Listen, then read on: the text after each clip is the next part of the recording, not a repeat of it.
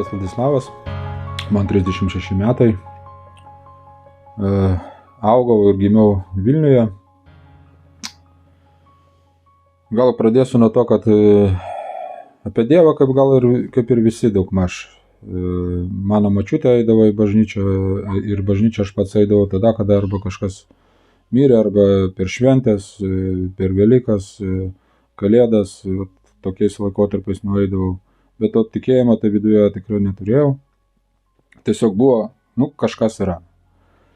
Bet ir mane dar atstumėdavo tai, kad matydavo, kad močiutė išgerinėdavo ir apkalbėdavo prieš bažnyčią, tai suprasdavo tai koks tas Dievas ir kam jis toks reikalingas.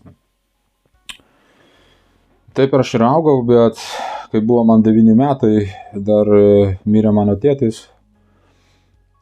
Tai kas mūsų šeimoje atsitiko, tai tėvas tai vis tiek, kad yra autoritetas, jis pavyzdys šeimoje, ir jisai dingo ir nebuvo kam užimtos vietos, aš pradėjau ieškoti gatvėje. Mano mama iš tiesų išgerinėdavo ir gan stipriai išgerinėdavo, turiu dar sesę vyresnę, tai kažkaip jos mane pradžioje ir augindavo, mama ir sesuo, bet iki mano 22-3 metų kažkur panašiai ten, aš net neatsimindavau, kada mama būdavo blaivi, nes jinai pastoviai dažnai būdavo girtame. Ir taip mano tas gyvenimas ėjo, kaip ir kalbėjau, to autoriteto nebuvo, aš tos autoriteto pradėjau ieškoti gatvėje. Susipažinau su tokiais draugais, kurie susiję su kriminalinė sritim. Jie daug vyresni už mane, aš esu 10-15 metų kažkur taip plius minus. Ir jau ne vieną kartą jie buvo prasidėję kalėjimo įstaigose.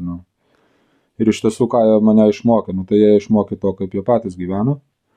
Išmokė mane vogti, kaip apgauti, kaip žmonės žaloti. Tų visų negerų dalykų, aš kaip sakau, dėl ko kalėjimas ateina.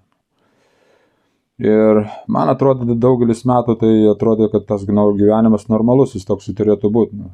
Atrodo, pas save ten kažkur tai rajonuose tave pribijo, vengia, nes žino, kad galima padaryti kažko tai baisaus, neadekvatus buvau. Ir taip aš augau, bet iš tiesų 13 metų mane jau teisė teisme, gan ir sunku straipsnį, bet kad man buvo 13 metų, tai manęs negalėjo nuteisti, dar buvo atsakingi tėvai už mane. Tai mane kaip ir išteisino, bet tas mano kelionė nepasibaigė. Per tą visą laiką aš dar labiau daugiau pradėjau ir gerti, ir rūkyti. Ir kada man sukako 16, aš pirmą kartą jau patekau į kalinimo įstaigą, nepilnamečių pataisos namus. Taip mano iš tiesų kelionė ir prasidėjo. Man dar atrodė, kad aš čia kažkom tai kaip ir šustresnis pasidariau ir draugų priimtinesnis tapau. Bet iš tiesų, kai pagalvoju šiandien, bet aš visada nebuvau, nelaimingas buvau viduje, nes visokie jausmai tave draskė viduje, bet tau buvo svarbu, kad tave priimtų, pripažintų ir tu ėjai per šitą gyvenimą. Ir aš kalinimo įstaigose, tai iš tiesų gan pasidariau nuo pilnamečių, tai gan dažnas svečias, mano būdavo taip tokie išėjimai 2-3 mėnesiai ir mane aš vėl uždarydavo. Ir iš 25 metų, aš beveik 10 metų esu praleidęs kalinimo įstaigoje, šiandien man jau 36. Bet mirė 22 metų mama. Tai kada jinai mirė, kažkoks tai buvo jau toks susimąstymas, kad iš tiesų aš tokio gyvenimo nenoriu gyventi, nes per tos kalėjimus eini, toks egzistuoja tik tai, tu negyveni, egzistuoja, kaip esi tiesiog kaip žmogus tik tai ir tiek. Ir kada aš tai susimąsčiau, man pradėjo kalbėti apie Evangeliją, iš tiesų atsimenu 28 metais apie Kristų, kažkokį tuo metu net ir Pavelovo testamentą skaityti, bet pilnas to savo išdidumo, arogancijos ir egoizmo aš supratau, kad aš pats galiu pakeisti tą savo gyvenimą, susitvarkyti, susidėlioti, kaip man patogu ir kaip man malonu. Bet man dar nežinojus, aš klydau su tom mintim ir aš išėjau, radau darbą, radau merginą, išnuomavau butą, taip kaip ir pradėjau gyventi kaip normalus žmogus. Bet aš viską išoriškai, viską bandžiau pataisyti, bet savo viduje aš nieko nedariau ir nieko netaisiau. Ir laiko bėgant aš grįžau prie to pačio gyvenimo, kaip aš esu pratęs gyventi. Pradėjau vėl vogti, atiminėti, plėšikauti. Taip mano gyvenimas vėl taip pasisuko, kad aš vėl atsiradau įkalinimo įstaigą. Bet šitas kartas man dar buvo, aš dar nesuvokiau, kad tai kartas buvo paskutinis mano, nes po kokių 3 mėnesių aš Lukiškėse būdamas pradėjau susimastyti, kad yra kažkas gyvenime iš tiesų negerai mano. Ir taip nenoriu aš gyventi, norėčiau kažką tai keisti.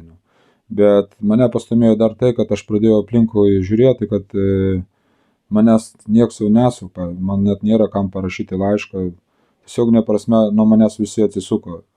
Ta pati mano sesuo apie mane net girdėti nieko nenorėjo. Ir tiesiog aš vieną vakarą kalinimo įstaigoje Lukiškėse kamerą gulėjau, visi užmigo ir aš tiesiog meldžiausi, nes atsiminiau apie Dievą ir tiesiog paprastai žodžiais aš pasakiau Dievui, jeigu tu iš tiesų esi, padėk pakeisti tą gyvenimą.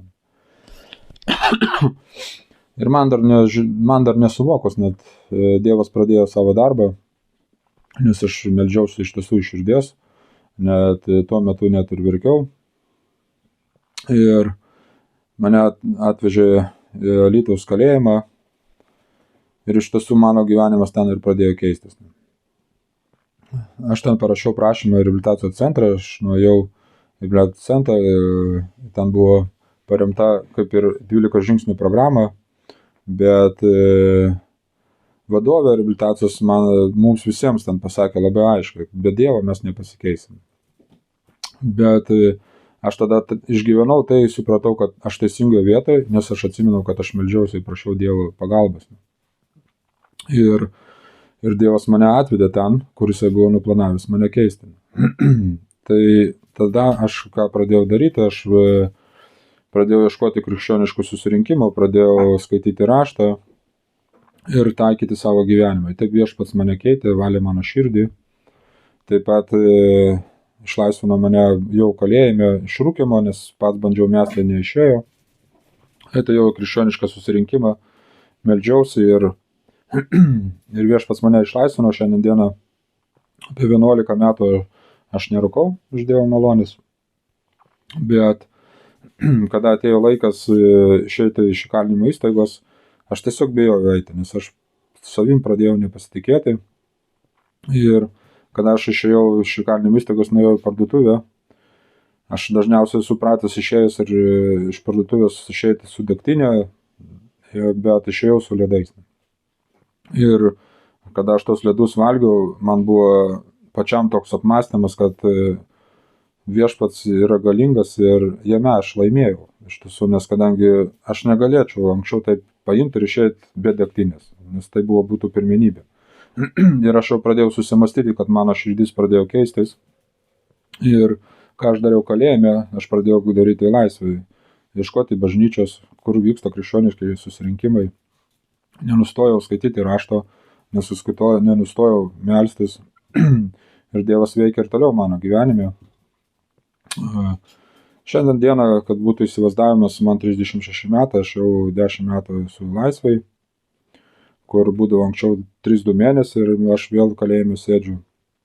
Tai tikrai Dievas pakeitė mano gyvenimą, nes aš jį pats negalėjau pakeisti. Kalinimo įstaigoje dar nepaminėjau, kada aš pakviečiau Viešpatį į savo širdį, aš pajaučiau, kad kažkas mane pradėjo keistis. Kur buvo pas mane agresija ir piktis, atsirado meilė. Aš kitaip pradėjau reaguoti į tam tikrus dalykus ir priiminėti sprendimus. Su laiku einant, po metų mano išėjimo, Dievas davė man žmoną, su kuria mes susitokėm ir šiandien turim 3 vaikus. Irgi iš tai Dievo meilė, nes jeigu būčiau toliau vartojęs, ar aš turėčiau vaikų, arba jeigu ir turėčiau vaikų, tai jie būtų po visą pasaulį kažkur tai įsibarstę, kaip dauguma vartojantys žmonės turi tokią situaciją. Ir šiandien dieną mes su žmona irgi tarnaujam kalėjime, nes kažkada jis ir man eidavo ir nešė Evangeliją ir kalbėdavo apie gerą naujieną. Šiandien Dievas ir mus tame naudoja šitoje tarnystėje. Ir aš esu dėkingas Dievui. Dievas atvėrė širdį dar dėl kito žmogaus šalia namo. Mes turėjom namelį, kuris buvo netinkamas gyventi, bet Dievas uždėjo mums ant širdies jį sutvarkyti, kad galėtume padaryti žmogui gyvenamą plotą ir kad turėtume galimybę padėti žmogui pakeisti gyvenimą. Šiandien dieną žmogus keičia gyvenimą, irgi eina su Dievu, nes mes visi suprantam, kad mes esam priklausomi nuo Dievo ir mūsų gyvenimas tik tai Jo rankose.